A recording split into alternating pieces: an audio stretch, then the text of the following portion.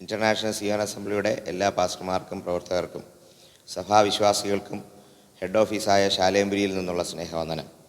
International Zion അസംബ്ലിയുടെ ചില പ്രധാനപ്പെട്ട അറിയിപ്പുകൾ നിങ്ങളെ അറിയിക്കുന്നതിന് വേണ്ടിയാണ് ഇന്റർനാഷണൽ സിയോൺ അസംബ്ലിയുടെ പ്രസിഡൻ്റായ പാസ്റ്റർ സിംസൺ സുന്ദർരാജിൻ്റെ പ്രതിനിധിയായി ഞാൻ ഇന്നിവിടെ ആയിരിക്കുന്നത്. ഇന്റർനാഷണൽ സിയോൺ അസംബ്ലി 1925 എൻ്റെ വല്യമ്മച്ചിയായ ലോയിസ് മാതാവിനാൽ ആരംഭം കുറിച്ചതും എൻ്റെ അപ്പച്ചനായ പാസ്റ്റർ തീമത്തി സ്റ്റീഫനിലൂടെ അതൊരു സംഘടനയായി രൂപപ്പെട്ടതുമാണ്.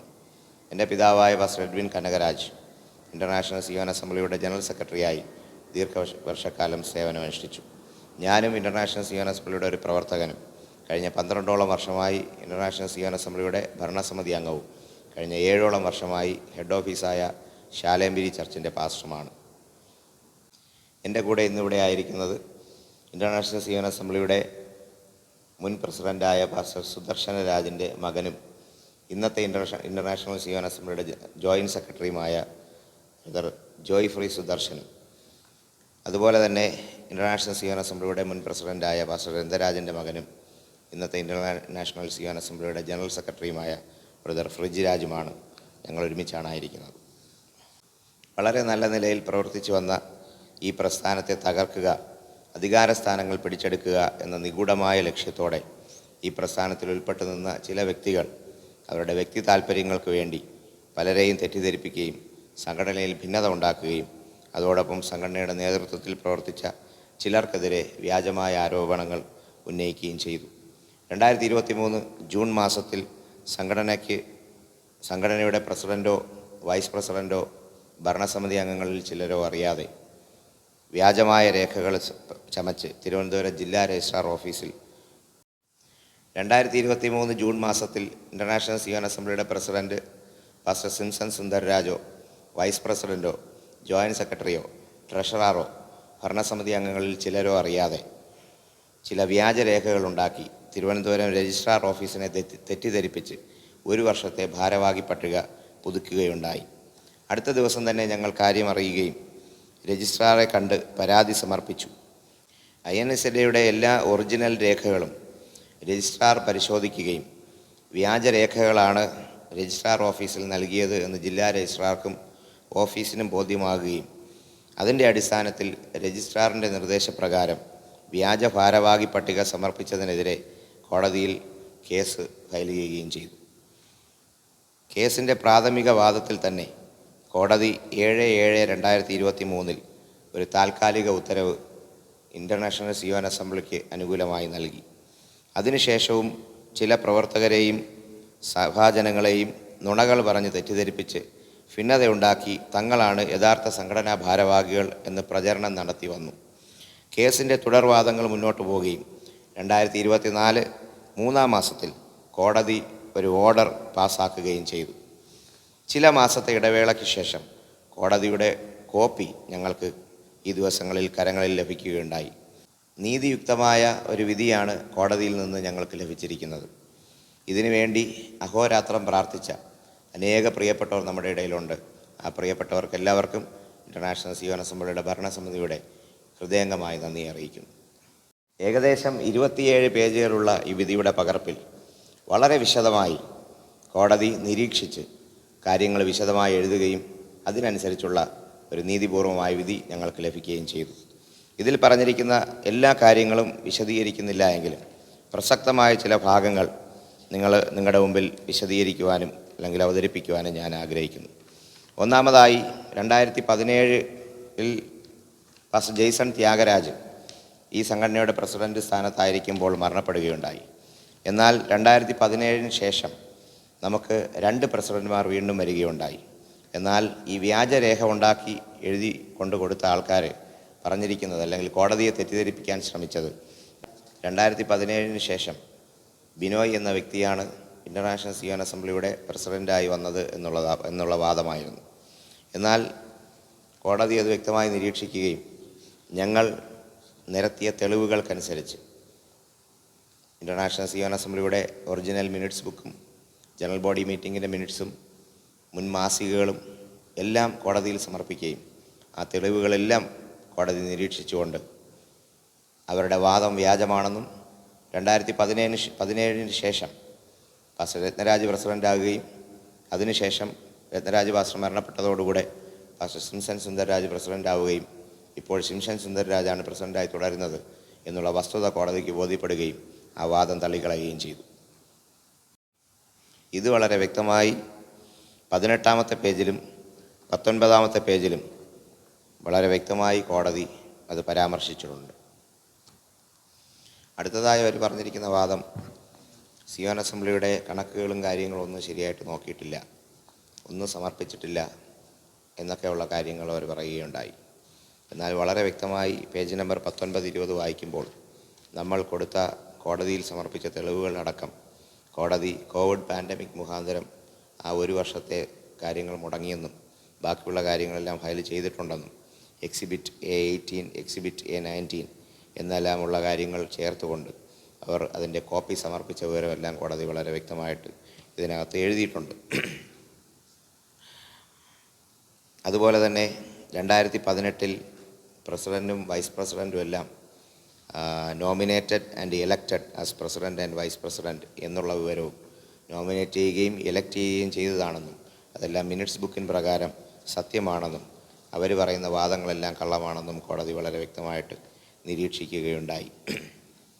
അതുപോലെ തന്നെ 21-ാമത്തെ പേജിൽ 23-ാം നമ്പറിലിട്ടിരിക്കുന്ന പാരഗ്രാഫ് നമ്മൾ വായിക്കുമ്പോൾ എക്സിബിറ്റ് 13 പ്രഥമ ദൃഷ്ടിയ അവർക്ക് മനസ്സിലായ കാര്യം ഇവിടെ എഴുതിയിട്ടുണ്ട്. അവർ അല്ലെങ്കിൽ നമുക്ക് വിരോധമായി ഈ വ്യാജരേഖകൾ സമർപ്പിക്കുകയും വിരോധമായി കോടതിയിൽ വ്യാജരേഖകൾ കൊടുക്കുകയും ചെയ്തവർ, വ്യാജമായ വാദങ്ങൾ ഉന്നയിക്കുകയും ചെയ്തവർ 2023 ഇവർ വ്യാജരേഖ രജിസ്ട്രാറെ കബളിപ്പിച്ച് അവിടെ സമർപ്പിച്ചതിന് ശേഷം ഞങ്ങൾ പരാതി കൊടുത്തതിന് ശേഷം രജിസ്ട്രാർ ഞങ്ങളെ 2 കൂട്ടരെയും ഹിയറിങ്ങിന് വിളിക്കുകയുണ്ടായി. ഞങ്ങളുടെ ഒറിജിനൽ രേഖകളെല്ലാം ഇൻ്റർനാഷണൽ സിയോൻ അസംബ്ലിയുടെ ഒറിജിനൽ രേഖകൾ മുഴുവൻ ഇൻ്റർനാഷണൽ സിയോൻ അസംബ്ലിയുടെ പ്രസിഡൻറ്റ് സിംസൺ സുന്ദർരാജിൻ്റെ നേതൃത്വത്തിൽ അവിടെ കൊണ്ടുപോയി ഹാജരാക്കുകയും ജില്ലാ രജിസ്ട്രാർ വളരെ വ്യക്തമായി അത് പരിശോധിക്കുകയും അതിൽ കൂടെ ഇപ്പോൾ സമർപ്പിക്കപ്പെട്ടിരിക്കുന്ന രേഖകൾ എല്ലാം വ്യാജമാണെന്നും വെറുതെ കള്ളത്തരത്തിൽ ഉണ്ടാക്കിയെടുത്തതാണെന്നും അദ്ദേഹത്തിന് ബോധ്യപ്പെടുകയും അതിന് മുഖാന്തരം അദ്ദേഹം കോടതിയിൽ ഞങ്ങളുടെ സ്റ്റേറ്റ്മെൻ്റ് അടക്കമുള്ളവ എടുത്ത് അതിനനുസരിച്ചുള്ള റിപ്പോർട്ട് കൊടുക്കുകയും ചെയ്തു എന്നുള്ളത് ഞങ്ങൾക്ക് വളരെ സന്തോഷകരമായ ഒരു കാര്യമാണ്. അത് മുഖാന്തരം കോടതിക്ക് കുറച്ചുകൂടെ ബോധ്യമായി ഈ പറഞ്ഞതെല്ലാം അല്ലെങ്കിൽ ഞങ്ങളുടെ വാദങ്ങളെല്ലാം ശരിയെന്നും നമുക്ക് വിരോധമായി നിൽക്കുന്നവരുടെ വാദങ്ങളെല്ലാം തെറ്റാണെന്നും കോടതിക്ക് ബോധ്യമാകുകയും ചെയ്തു. അതേ തുടർന്ന് തന്നെ കോടതി നിരീക്ഷിച്ച ഒരു കാര്യം ഞാനിവിടെ വായിക്കാം. Moreover the allegation of the petitioners is that counter petitioners are creating problems inside first petitioner. On perusal of Exhibit A13, it is prima facie proved that the counter petitioners had made attempt to sabotage the administration of first petitioner. ഇവിടെ വളരെ വ്യക്തമായിട്ട് എഴുതിയിരിക്കുന്നു, പ്രഥമ ദൃഷ്ടിയ തെളിയിക്കപ്പെട്ടിട്ടുള്ള കാര്യം counter പെറ്റിഷനേഴ്സ് അല്ലെങ്കിൽ നമ്മുടെ വാദത്തെ defend ചെയ്യുന്ന അവർ നമ്മുടെ അഡ്മിനിസ്ട്രേഷനെ അല്ലെങ്കിൽ ഇൻ്റർനാഷണൽ സിയോൻ അസംബ്ലിയുടെ അഡ്മിനിസ്ട്രേഷനെ അട്ടിമറിക്കുന്നതിന് ശ്രമിച്ചു എന്നുള്ള വളരെ വ്യക്തമായ കാര്യം ഇവിടെ എഴുതിയിരിക്കുന്നത് 21-ാമത്തെ പേജിൽ ഇവിടെ എഴുതിയിരിക്കുന്നത് നമുക്ക് കാണാൻ പറ്റും. 22-ാമത്തെ പേജിൽ നമ്മൾ വായിക്കുമ്പോൾ അവിടെ എഴുതിയിരിക്കുന്ന ഒരു കാര്യം, the presidentship of the first petitioner is hereditary and the petitioners 2 to 8 had committed gross negligence and willful default in the functions of first petitioner assembly. അത് അവരുടെ വാദമായിരുന്നു.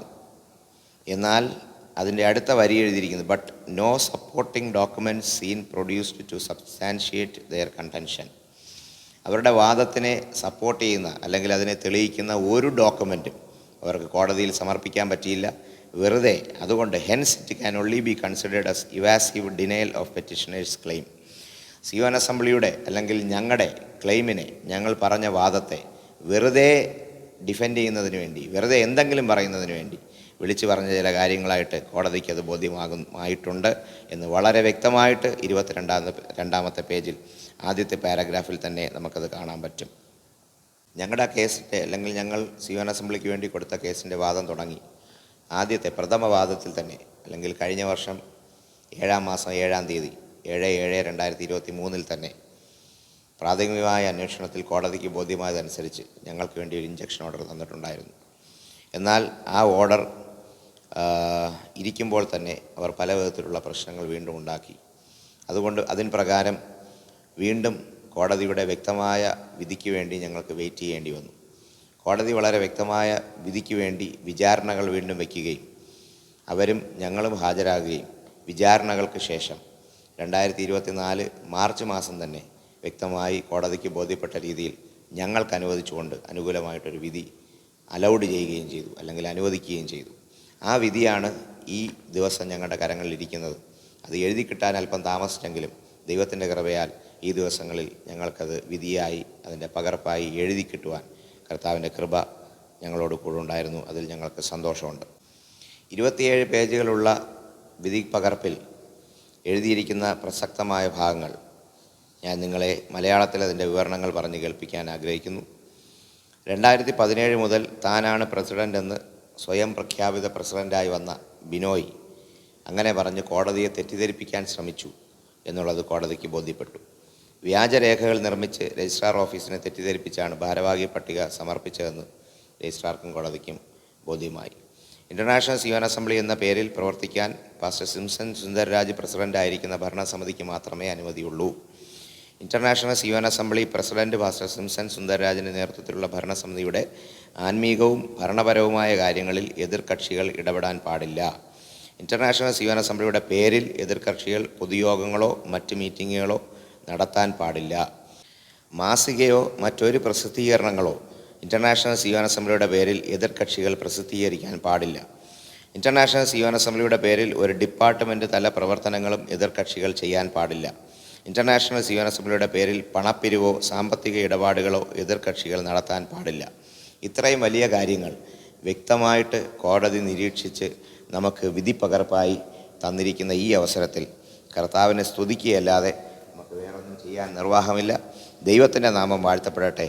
കഴിഞ്ഞ 1 വർഷത്തിലധികമായി ഞങ്ങൾ വളരെ പ്രയാസപ്പെടുകയും പ്രാർത്ഥിക്കുകയും വളരെയധികം കർത്താവിൻ്റെ സന്നിധിയിൽ പ്രാർത്ഥിക്കുകയും ചെയ്തതിൻ്റെ ഒരു വലിയ വിജയം ഈ ദിവസങ്ങളിൽ ദൈവം ഞങ്ങൾക്ക് തന്നിരിക്കുന്നു എന്നുള്ളത് സന്തോഷകരമായ കാര്യമാണ്.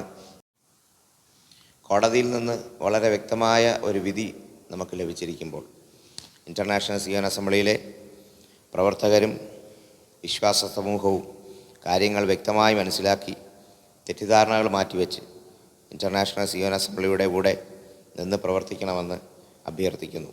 പ്രസ്ഥാനത്തിൽ ഭരണഘടന അനുസരിച്ച് ഭരണസമിതി അംഗങ്ങൾ തിരഞ്ഞെടുക്കപ്പെടുകയും മാറുകയും ഒക്കെ ചെയ്യുന്ന പതിവുണ്ട്.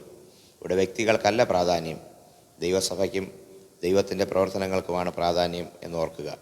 ഇൻ്റർനാഷണൽ സിയോൻ അസംബ്ലിയുടെ ഉടമസ്ഥയിലുള്ള നിയന്ത്രണത്തിലുള്ള എല്ലാ പ്രാദേശിക സഭാ പ്രവർത്തനങ്ങളും സംഘടനാ നിയമം അനുശാസിക്കുന്ന നിലയിൽ പ്രസിഡൻറ്റിൻ്റെ തീരുമാനങ്ങൾക്കും ഉത്തരവുകൾക്കും അനുസരിച്ച് പ്രവർത്തിക്കേണ്ടതാണ്.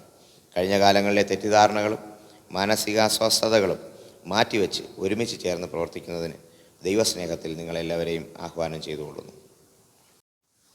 നമുക്ക് ലഭിച്ചിരിക്കുന്ന ഈ വിധിയുടെ പ്രസക്ത ഭാഗങ്ങൾ നിങ്ങളെ അറിയിക്കുന്നതിന് PDF രൂപത്തിലാക്കി ഇൻ്റർനാഷണൽ സിയോൻ അസംബ്ലിയുടെ ഒഫീഷ്യൽ ഗ്രൂപ്പുകളിൽ ഞങ്ങൾ ഇടുന്നതായിരിക്കും.